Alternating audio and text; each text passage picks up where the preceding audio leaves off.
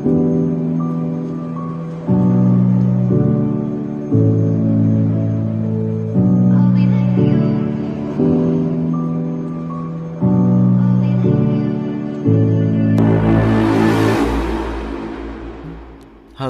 apa kabar semua? Semoga semuanya baik-baik saja.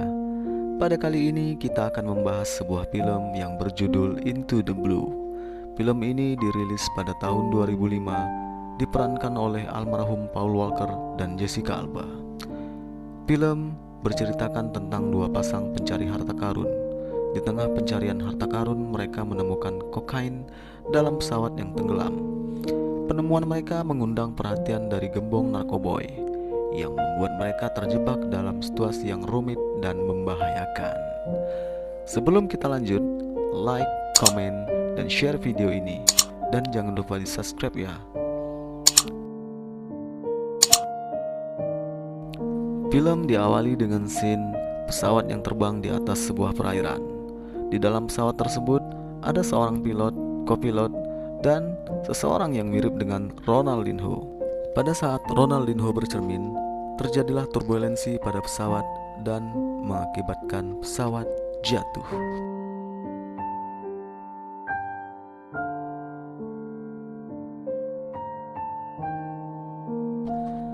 Terlihat Jared sedang memandu beberapa orang penyelam. Jared adalah penduduk lokal di Kepulauan Bahama. Dia seorang freelance dan pemburu harta karun kere yang tinggal dengan pacarnya Sam di sebuah karavan. Sam adalah seorang pemandu wisata di daerah tersebut. Jared sangat lihai dalam menyelam. Keahliannya dalam menyelam tidak diragukan, dan dia mengetahui seluk-beluk perairan setempat. Hal ini membuat Bates ingin Jared dapat bekerja sama lagi dengan dia. Namun Jared menolaknya. Bates adalah seorang pencari harta karun, juga mantan bosnya Jared, yang memiliki kapal dengan peralatan canggih. I can't slay the Bates again. There's no way I'm gonna bust my ass while he gets rich. Meanwhile, he's blasting holes in the reef. I just don't operate that way. Tingkat cerita, Jared dan Sam pergi ke bandara untuk menjemput teman lamanya yang bernama Brice. Brice datang bersama pacarnya Amanda. Dia adalah seorang pengacara di kota New York. Brice yang seorang pengacara dengan mudahnya mendapatkan rumah dan fasilitas kapal. Hal ini dikarenakan yang memiliki rumah tersebut sedang tersandung kasus dan badan hukum tempat Brice bekerja yang mewakili pemilik rumah tersebut.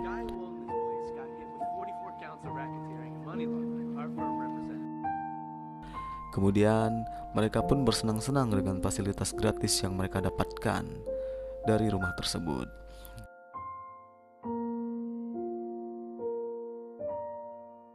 Ketika Brice dan Jared sedang asik bercanda di dalam air, tak sengaja jam tangan Jared terlepas dan jatuh ke dasar perairan. Jared pun menyelam ke dasar untuk mencari jamnya yang hilang.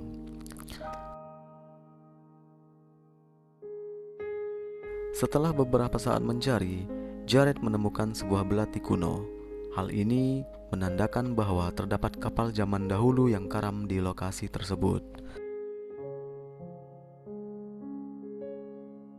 Tak lama setelah itu, Jared melihat sebuah lampu kelap-kelip di kejauhan. Tanpa ada rasa takut, Jared pun memeriksa lokasi tersebut. Ternyata itu adalah puing-puing pesawat yang jatuh yang kita lihat di scene awal tadi. Setelah dicek, ternyata di dalam pesawat tersebut ditemukan banyak sekali kokain. Kemudian mereka pun naik ke kapal dan bergegas pulang. Pada malam harinya mereka pun berdiskusi bagaimana selanjutnya. Jared berencana untuk menyewa sebuah kapal dengan peralatan lengkap. Di keesokan harinya, Jared dan Brice pergi ke tempat penyewaan kapal. Namun Jared gagal mendapatkan kapal tersebut dikarenakan Brice tidak punya uang untuk membayarnya. Bersama dengan hal tersebut, ada seseorang informan yang mendengar rencana Jared, dan dia pun mengabarkan ke seseorang yang kita belum ketahui siapa orang tersebut. Setelah gagal menyewa kapal, Jared tidak putus asa. Mereka pun tetap turun dengan peralatan seadanya.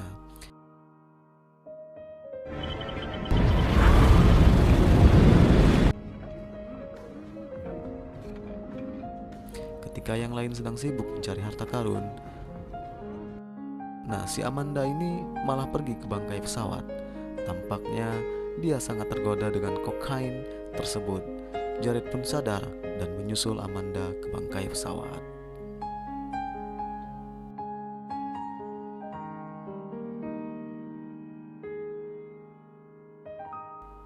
Selanjutnya mereka pun mencari tahu asal-usul beberapa benda yang mereka temukan. Mereka menemukan Zephyr. Zephyr merupakan kapal yang membawa harta karun. Pencarian pun dilanjutkan. Amanda tidak ikut menyelam dan menunggu di kapal untuk berjaga.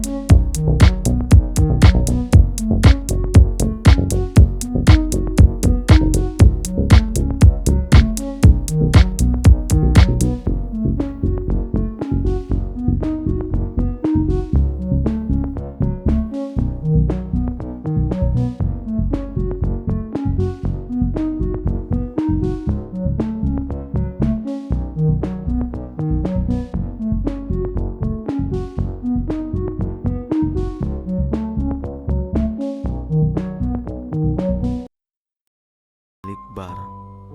Lalu Amanda pun mendekati Primo dan memang benar Amanda diberikan narkoboy oleh Primo. Tak lama Brice pun datang dan terjadilah keributan. Penyelaman pun dilanjutkan pada esok hari. Namun bukan di lokasi tempat di mana ditemukan harta karun dan kokain tersebut. Hal ini sengaja dilakukan Jared untuk memancing orang yang menanyakan lokasi penyelamannya ke Danny. Dan setelah kejadian tersebut, diketahui ternyata mereka adalah orang suruhannya si Bates. Brice berbicara ke Jared bahwa cepat atau lambat Bates akan menemukan bangkai kapal itu. Brice sadar dengan peralatan seadanya akan sulit bagi mereka untuk mengangkat harta karun tersebut. Lalu Brice merayu Jared untuk mengambil kokain seperlunya untuk dijadikan modal menyewa peralatan. Namun Jared tetap menolaknya.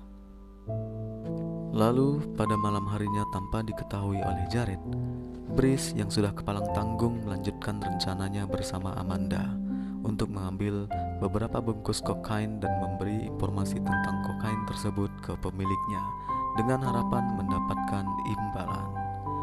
Brice menelpon Jared dan meminta bertemu. Yeah. Hey. No, bro. It's me. Hey, what's going on? Ketika Jared sampai di lokasi, di atas kapal terlihat Brice, Amanda, dan geng bandar narkoboy sedang menunggu Jared. Terjadilah negosiasi alot.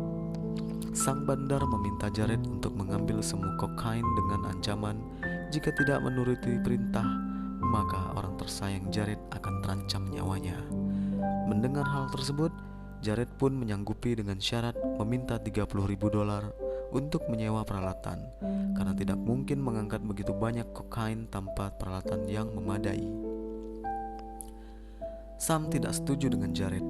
Ibarat sebuah malakama, Jared tetap melanjutkan penyelaman tanpa Sam. Setelah mendapatkan kapal beserta peralatannya, Jared pun langsung turun pada malam hari. Dengan peralatan yang memadai, tak butuh waktu lama. Terlihat puing-puing kapal dan setelah dicek memang benar, ternyata kapal itu adalah kapal Zephyr. Kemudian Jared beralih ke bangkai pesawat untuk mengangkat sisa kokain. Pada saat kokain diangkat, terjadilah insiden dengan Amanda. Amanda tewas digigit hiu. Kokain pun gagal diangkat. Keesokan harinya, Primo yang ditugaskan oleh si bandar untuk mengawasi Jared menelpon Jared. "Apakah kau dapat barangnya?" Jared pun menjawab, "Tidak." Lalu hal tersebut membuat Primo marah dan mengejar Jared, Sam, dan Brice. Sadar bahwa Jared membahayakan Sam, Jared pun meminta Brice untuk membawa Sam pergi. Setelah Sam dibawa pergi oleh Brice, Jared pun menyerahkan diri ke Primo.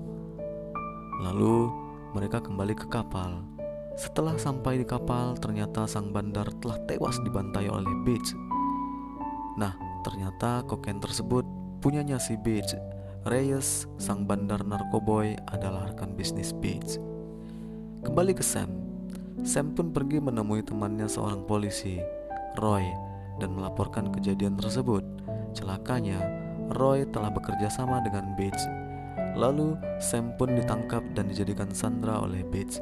Mengetahui Sam ditangkap oleh Beach, Jared dan Brice menyusun rencana dan menyusul Sam ke kapal Beach. Sesampai di kapal, Jared melihat Sam diborgol dan meminta kepada Beach untuk melepaskan Sam dengan tambahan harta karun Xavier. Namun, Beach tak percaya atas temuan Jared.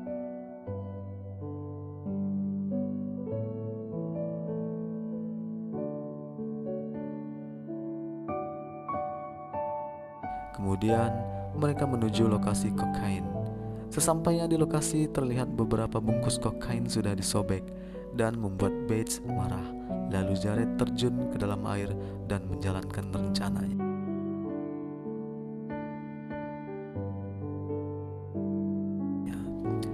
Bates dengan kru ikut terjun mengejar Jared.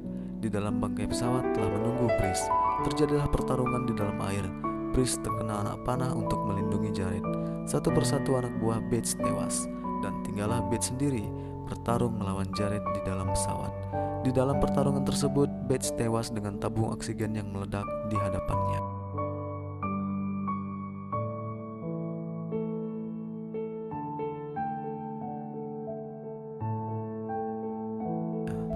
Enam bulan setelah kejadian itu, mereka pun kembali ke titik di mana Xavier ditemukan dan kembali mencoba mengangkat meriam dari kapal Xavier.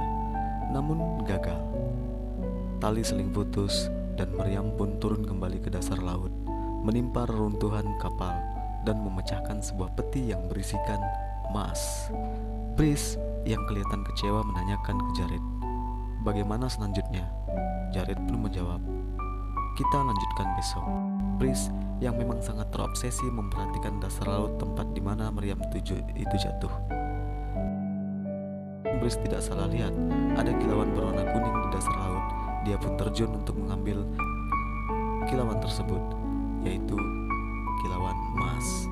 Kemudian film pun berakhir.